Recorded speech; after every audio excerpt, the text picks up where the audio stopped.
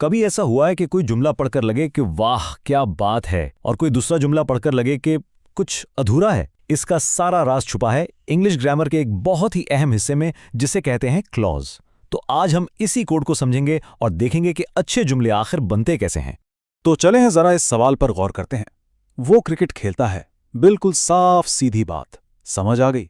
लेकिन अगर कोई कहे जब घंटी बजी, तो दिमाग फौरन पूछता है हाँ तो फिर क्या हुआ। ये जो अधूरेपन का एहसास है ना, इसी का जवाब हमें क्लॉजेस को समझने से मिलेगा। और बस यही सवाल हमें ले आया है हमारे पहले हिस्से पर।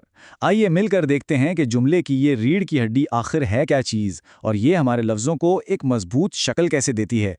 तो एक क्लॉज आखिर होता क्या है? तारीफ इसकी बहुत ही आसान है।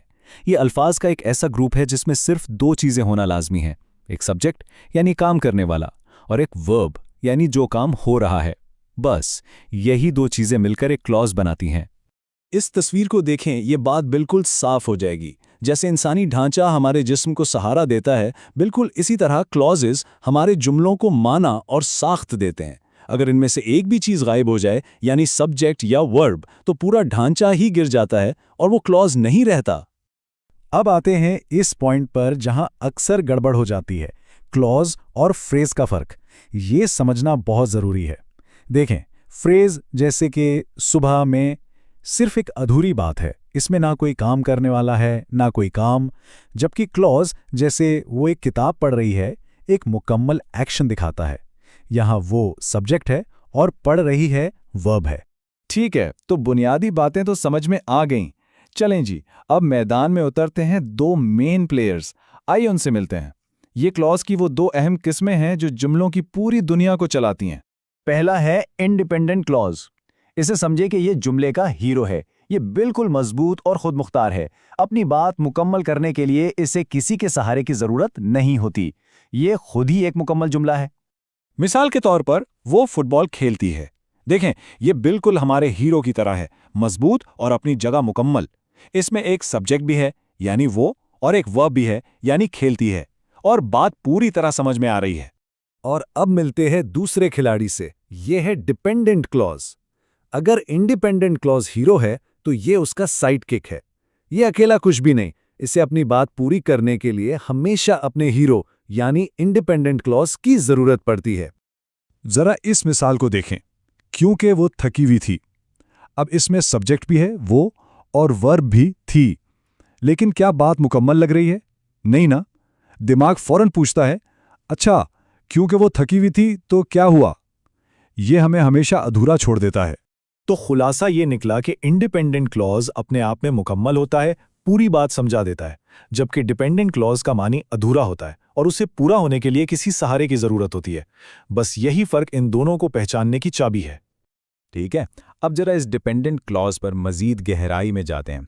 यह सिर्फ एक किस्म का नहीं होता, इसकी तीन खास किस्में हैं और हर एक जुमले में एक खास किरदार अदा करता है, बिल्कुल किसी माहिर जासूस की तरह। तो ये रही इन तीनों की टीम। पहला है नाउन क्लॉज, जो जुमले में किसी शख्स या चीज का किरदार अदा करता है। दूसरा है एडजेक्टिव क्लॉज, जो उस शख्स या चीज के बारे में मजीद मालूमात देता है। और तीसरा है एडवर्ब क्लॉज, जो हमें बताता है कि कोई काम कब, क्यों और कैसे हुआ। सबसे पहले नाउन क्लॉज। इसे समझें कि ये एक मास्क की तरह है। ये पूरा का पूरा क्लॉज एक नाउन यानी किसी शख्स, जगह या चीज का रूप ले लेता है। इसे पहचानने के लिए व्हाट, दैट या हु जैसे अल्फाज पर नजर रखें। अगला है एडजेक्टिव क्लॉज। ये एक मैग्नीफाइंग ग्लास की तरह है जो किसी नाउन पर जूम करके उसकी मजीद तफसील बताता है। यह अक्सर हु या विच जैसे अल्फाज से शुरू होकर उस सवाल का जवाब देता है कि कौन सा वाला। और आखिर में है एडवर्ब क्लॉज। ये बिल्कुल एक रिपोर्टर की तरह है जो किसी भी एक्शन के बारे में सवाल पूछता है, कब हुआ, क्यों हुआ, अगर हुआ तो क्या होगा। इसे व्हेन, बिकॉज या इफ जैसे अल्फाज से पहचाना जा सकता है। अब जबकि हमने बुनियादी बातें समझ ली हैं, चलें आप जरा इन आम गलतियों को पकड़ते हैं जो अक्सर हो जाती हैं। इनको समझने से तहरीर में जमीन आसमान का फर्क आ सकता है। पहली गलती, एक फ्रेज को क्लॉज समझ लेना। याद रखें, बारिश की वजह से इसमें कोई वर्ब यानी कोई काम नहीं हो रहा, इसलिए ये क्लॉज नहीं है। सही क्लॉज होगा क्योंकि बारिश हो रही थी। हमेशा वर्ब को तलाश करें। दूसरी गलती जो बहुत ही आम है वो है हमारे साइड किक को अकेला छोड़ देना। क्योंकि वो देर से थी, ये एक अधूरी कहानी है। इसे मुकम्मल करने के लिए एक हीरो की जरूरत है, जैसे उसकी बस छूट गई क्योंकि वो देर से थी। तीसरी गलती, काम के लिए गलत औजार का इंतखाब करना। ये छोटी सी बात लगती है लेकिन बहुत अहम है। याद रखें, इंसानों के लिए हु इस्तेमाल होता है और चीजों के लिए विच। तो द बॉय विच कहना ऐसा ही है जैसे पेचकस से कील ठोकने की कोशिश करना। वाह, हमने काफी कुछ सीख लिया है, लेकिन फिक्र की कोई बात नहीं। अब वक्त है इन सब टुकड़ों को जोड़कर एक मास्टर गाइड बनाने का, एक ऐसी हतमी चीट शीट ताकि ये सब कुछ हमेशा याद रहे। और ये है वो मास्टर ब्लूप्रिंट। इस एक सफ़े पर वो सब कुछ है जो हमने अभी सीखा है। सबसे ऊपर क्लॉज की बुनियादी तारीफ, फिर उसकी दो अहम किस्में, इंडिपेंडेंट और डिपेंडेंट। नीचे डिपेंडेंट की तीनों किस्में और उनके काम, और आखिर में वो अहम असूल जिन्हें हमेशा याद रखना है। इसका स्क्रीनशॉट जरूर ले लें, ये बहुत काम आएगा। तो ये था क्लॉजेस का पूरा नक्शा।